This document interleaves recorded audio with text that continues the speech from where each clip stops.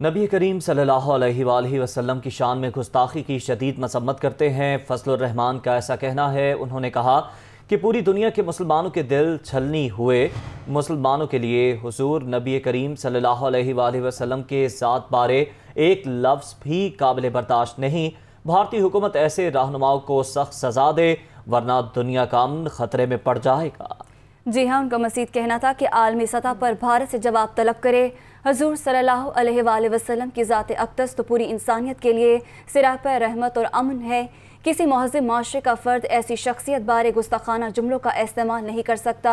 मौलाना फजलुर रहमान ने यह ट्वीट किया है और कहा है कि नबी करीम सल्लल्लाहु अलैहि वसल्लम की शान में गुस्ताखी की शदीद मसम्मत करते हैं। पूरी दुनिया के मुसलमानों के दिल छलनी हुए, जबकि मुसलमानों के लिए हजूर नबी करीम सल्लल्लाहु अलैहि वसल्लम के ज़ात बारे एक लफ्ज़ भी काबिल बर्दाश्त नहीं।